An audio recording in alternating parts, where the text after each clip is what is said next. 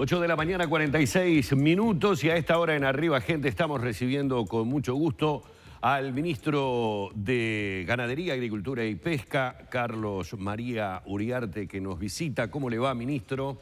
Buen día, Humberto, un gusto estar por acá. Bueno, un placer tenerlo nuevamente, ministro. Obviamente la preocupación que genera el coronavirus y la preocupación que genera en su cartera el hecho de que me imagino que este último episodio de lluvias ha vuelto a ser insuficiente, particularmente en muchos puntos del país, ¿no? Hablando del déficit hídrico por el que están pasando algunos departamentos. Sí, hay una zona del país que sigue sin llegar agua, que es la zona sur-sureste, sí. Departamento de Canelones, Maldonado, sur de La Valleja, oeste de Rocha. Estuvimos el fin de semana por ahí y la verdad que es muy preocupante, complicado, ¿no? Unas gotitas fueron. ¿Y allí a qué tipo de productores está golpeando más duramente? Para quienes no tenemos muy claro las zafras, las épocas de siembra y las épocas de cosecha, para entender un poco también el número y la cantidad de familias que esto involucra que se dedican a producciones agropecuarias. Bueno, en esa zona, que es la zona peor, digamos, generalmente es ganadero, ¿no? Ganadero de sierras, pero dentro de lo que se declara emergencia hay otra zona que bueno, vamos a referir, que es la del litoral oeste, ¿no? Claro. Paysandú, Río Negro, que es otra realidad. Esta zona que nos referimos es básicamente ganadera, con alguna parte ya más de Canelones que tiene algunos otros rubros. En esta época del año es una época de siembra de los cultivos de verano, maíz, soja, sorgo, y la época, el otro más importante, es la época en la cual los ganados se ponen en cría. Es decir, claro, es lo que compromete la producción de terneros del año que viene. Entonces, los cultivos de que se están sembrando en esa zona están muy feos. Algunos no han nacido, otros han quedado chiquitos. Los ganados están sintiendo la falta de comida y por lo tanto la performance reproductiva esperable de ellos es baja. Y ministro, ¿esto es sustituible con ración? Es un tema, en estos momentos es un tema así de comida, que se podría prever teniendo reservas, y son de las cosas que todavía el Uruguay, en su inmensa mayoría, es un debe que tenemos, ¿no? Los ganaderos todavía no tenemos la costumbre de desarrollar reservas para estas eventualidades climáticas. Claro. Hay otras partes del mundo. Nosotros vivimos en Nueva Zelanda mucho tiempo y hay una norma que se dicta en las universidades. Sí. A mí me tocó ser profesor y tenía que hacerla cumplir, que es por cada vaca que uno tiene en el invierno, tiene que hacer reservas de 2 fardos, cosa que tenga para 2 años. O sea, las reservas se consideran para 2 años. Es como un ahorro previo, ¿no? Es decir, es un seguro. Es un seguro, exactamente. Es un seguro que, bueno, todavía no está totalmente internalizado en nuestro productor. Y le hago una pregunta para tener idea también, uno que está alejado de los números. Si al gobierno, si a su ministerio le exigieran una ayuda y esa ayuda pasara por ración, ¿de cuánto estaríamos hablando para dar una ayuda significativa o por lo menos paliativa de la situación? Eso fue lo que se aplicó en las emergencias anteriores. Es decir, hablábamos de ración, básicamente era cascarilla de soja que se traía de Argentina. Lo que nosotros evaluamos en la primera declaratoria de emergencia, apenas asumimos, eran todo lo que en la práctica nosotros mismos lo vivimos, en cuanto a que la logística no era adecuada, llegaba tarde, llegaba más cara que otras posibles alternativas que el productor podía tener, y por eso recurrimos a darle el dinero a los productores. Entonces, hoy lo que se le da es por cada unidad ganadera que representa una vaca vacía de 400 kilómetros, se le da tanta cantidad en dólares a los productores. Y ellos deciden qué ración comprar, de qué tipo y en dónde, si es que precisan ración o precisan utilizar ese dinero para otra cosa. Porque lo que pasa normalmente en estas circunstancias es que la gente se ve obligado a vender. Y como todos tienen que vender, la oferta aumenta, el precio baja, nadie quiere comprar. Claro. Y es por eso que se trata de alguna manera ayudar a los productores para que no vendan, no mal vendan y puedan sobrellevar este tiempo, ¿no? Básicamente es eso. Usted lo decía recién y discriminaba zonas. Hablamos de una zona centro-sur, hablemos de la zona del litoral oeste, hablamos de Salto, de Paysandú, de Río Negro. Allí, ¿cuál es la problemática? Sí, ahí la situación es distinta. Venían igual, parecidos, hasta hace un mes aproximadamente, donde en el litoral norte comenzó a llover. E incluso hemos tenido en el fin de semana un evento muy grave de granizo, ¿no? Sí, que destrozó montes, que estamos en plena evaluación de los mismos, montes de frutales y algún productor pequeño. Y han habido lluvias importantes en esa región. Ahora, como siempre decimos en el campo, llueve agua, no llueve pasto. Y hay muchas circunstancias, sobre todo de pequeños productores, pequeños productores de colonos, cuya situación estaba bastante comprometida. Si bien cuando uno entra al departamento, campo adentro, digamos, ahí los campos se agrandan, ahí tienen otro tipo de recursos, la situación no es tan problemática, sí creímos que debíamos atender esas circunstancias de productores que tenían poca comida, verde, pero poca comida, y decidimos adelantarnos a los problemas e incluir esa área que al homogeneizar por tipo de suelo se hace una zona bastante amplia. Abarca todo el departamento de Río Negro, Paysandú, parte de Salto, parte de Artigas, oeste de Tacuarembó y oeste de Durazno. En total son unos 6 millones de hectáreas, incluidas la zona del sureste, unos 15.000 empresas, básicamente. Y bueno, es una vasta zona, pero nosotros hacíamos esa salvedad. Claro. Hay una parte que no va a necesitar ayuda, pero la que van a prestar ayuda es lo que está más contra el río Uruguay.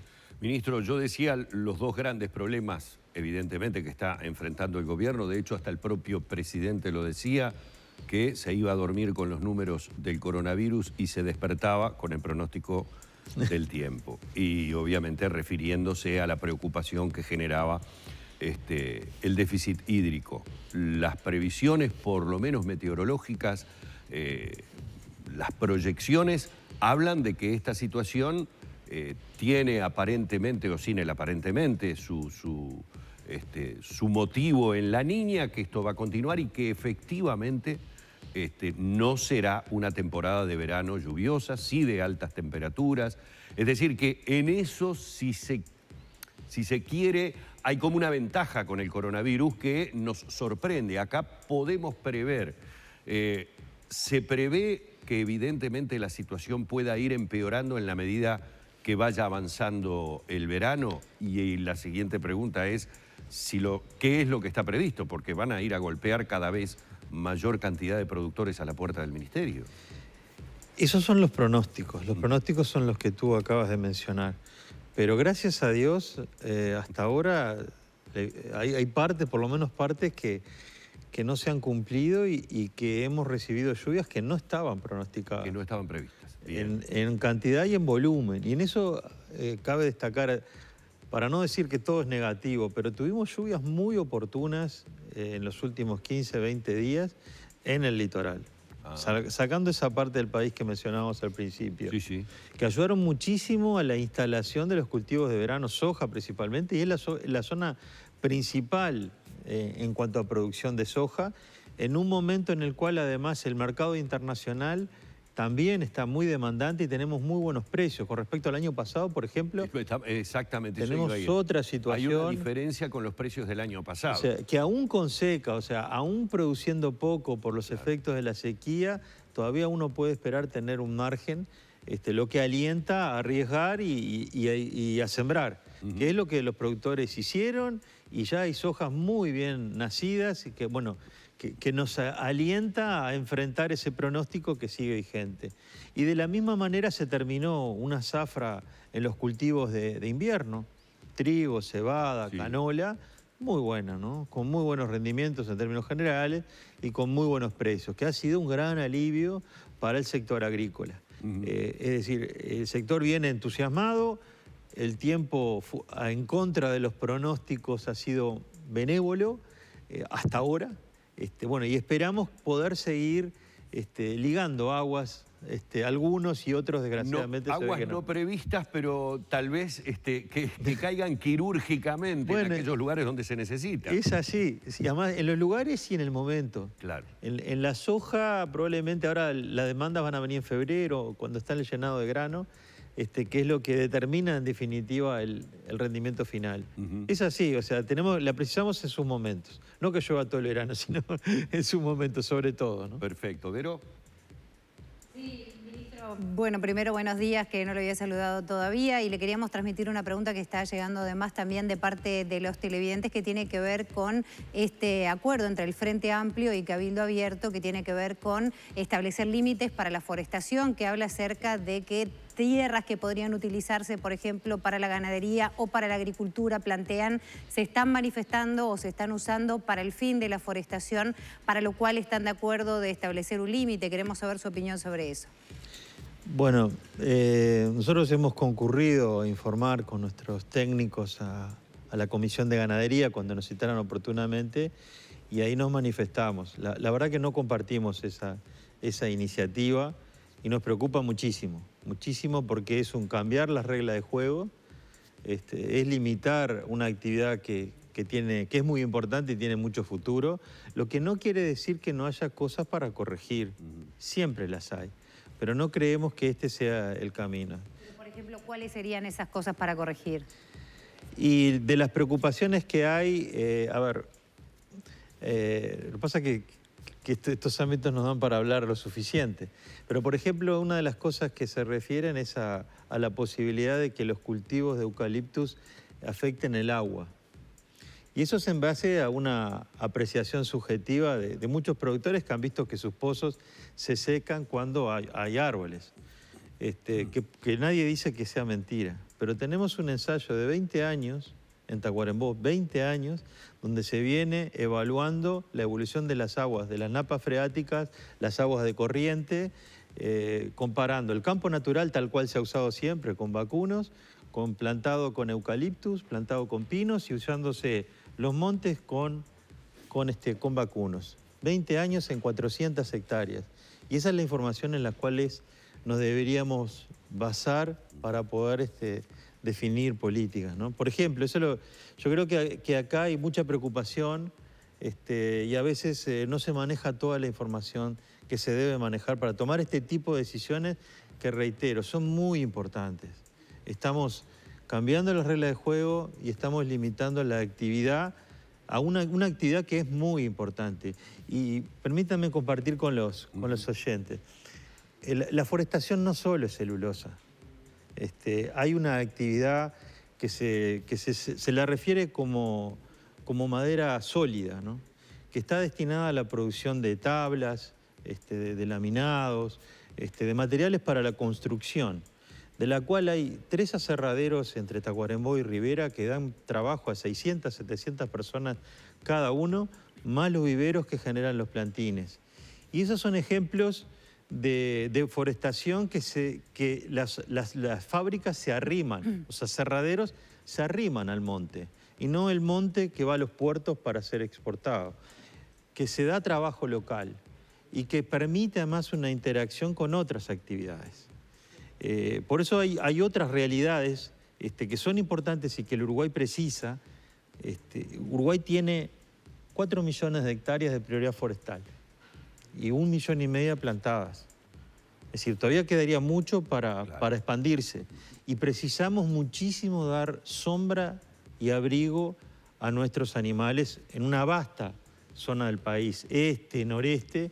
O sea, nos queda mucho por avanzar en ese sentido y en un sentido que sea distinto al que cuando uno se imagina celulosa, forestación o monocultivo.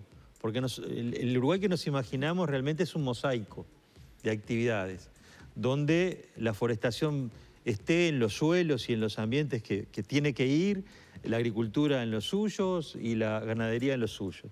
Eso es lo que es la otra preocupación que este proyecto de ley tiene para limitar los suelos en los cuales se foreste. Evidentemente, como lo dijo el propio ministro, es muy vasto el tema como para poder tratarlo en una entrevista periodística que ya ha tenido unos cuantos minutos y sabemos que usted tiene hoy compromisos ya pactados. Nos habíamos comprometido en liberarlo, así que hasta aquí llegamos, ministro, con el agradecimiento por esta visita. Por favor, el agradecido soy siempre, o somos siempre nosotros, porque nos permiten acceder a un público que realmente está lejos de nuestra realidad y lo valoramos mucho. Muchas gracias. Bueno, Carlos María Uriarte, ministro de Ganadería, Agricultura y Pesca en la mañana de Arriba Gente.